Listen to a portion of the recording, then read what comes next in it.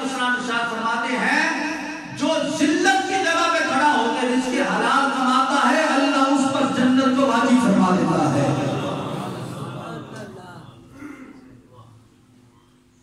جنت واجب ہوتی ہے رزق حلال کمانے کے.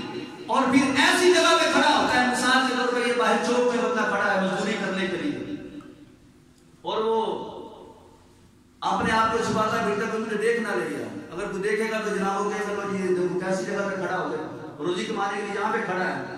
تو ایسے مزدور کو, ایسے ریڑھی لگانے والے کو مبارک ہو جو رزق حلال کماتے ہیں. چاہے وہ کسی کا باڈی گارڈ ہے, کسی کے جناب باہر گیٹ پہ کھڑا ہو کے وہ گیٹ کبھی کھولتا ہے کبھی بند کرتا ہے, لوگ دیکھنے والے کہتے ہیں حقیر سی نوکری ہے, یہ کیا بندہ کرتا ہے, اور اس کو لوگ کم تر جانتے ہیں. ریڑھی والے کے ساتھ جو بندہ ہے سب کے ساتھ نہیں بلاتا ہے, اور جو باہر جو چھاپڑا لگانے والے آتے ہیں لوگ اس کو حقیر جانتے ہیں.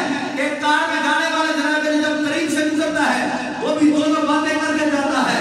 لیکن مبارک ہو ایسے بندے کو جو بندہ ریڑھی لگانے والا ہے یا چھاپڑا لگانے والا ہے یا حقیر جگہ پہ کھڑا ہو کے رزق حلال کماتا ہے. میرے محبوب فرماتے ہیں اس کو پریشان ہونے کی ضرورت نہیں ہے. اللہ اس رزق حلال کمانے پر اللہ اس کے اوپر جنت کو واجب فرما دیتا ہے. وہ گاڑی میں جانے والا, بزنس کرنے والا, وہ جناب علی بڑی بڑی ملازمت کرنے والا, لاکھوں کمانے والا, ہو سکتا ہے رب کی بارگاہ میں اس کی کوٹی جتنی اس کی مول نہ ہو, اس کی ویلیو نہ ہو. اور یہ چھاپڑا لگانے والا جس کے 4 بچے ہیں جناب علی, بچیوں کا پیٹ بھرنے کے لیے حلال روزی کمانے کے لیے کبھی ایک گلی کبھی دوسری کبھی تیسری گلی میں جاتا ہے, اور لوگ اس کو کم تر جانتے ہیں, حقیر جانتے ہیں. لیکن ہمیں نہیں پتا وہ رب کی بارگاہ میں کتنا مقبول و منظور ہو چکا ہے یہ چھاپڑا لگانے کی وجہ سے. آج کئی لوگ ایسے ہیں بیچارے وہ چونکہ ان کی حالات اتنے ٹائٹ ہو چکے ہیں, روزگار کے حوالے سے بڑی پریشانی ہے. تو اس وجہ سے لوگ کئی ایسے دوست ہیں جو کم تر جو چھوٹی نوکری ہوتی ہے اس کو کرنا جو ہے وہ اپنی توہین سمجھتے ہیں.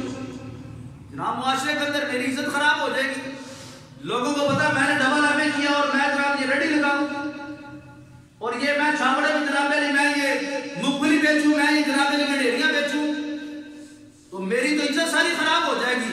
لیکن اگر اس کو یہ پتا چل جائے کہ میرا رب اس سے کتنا راضی ہوتا ہے جو کم تر جگہ پہ کھڑا ہو کے میری بارگاہ سے رزق حلال مانگ رہا ہوتا ہے, اللہ اتنا راضی ہوتا ہے.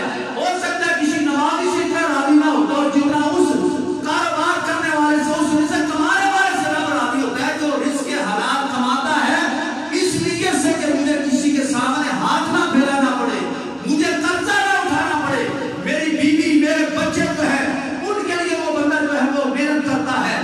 اور کبھی کسی قریبی رشتہ دار کو, محلے دار کو ضرورت پڑ جائے اس کی ضرورت پوری کرنے کے لیے کوششیں کرتا ہے. وہ یہ نہیں دیکھتا جگہ کیسی ہے, وہ یہ نہیں دیکھتا کام کیسا ہے, بس وہ یہ دیکھتا ہے رزق حلال.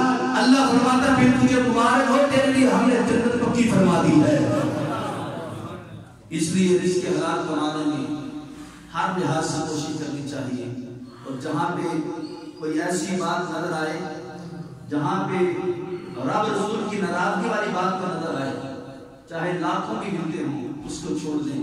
وہ ہمارے لیے دنیا میں بھی نقصان دہ ہے, قبر میں بھی اور حشر میں بھی. اس واسطے تھوڑا ہو حلال کا ہو, اسی میں اللہ برکت عطا فرماتا ہے. اللہ مجھے اور آپ سب کو رزق حلال کمانے کے اللہ توفیق عطا فرمائے. آمین.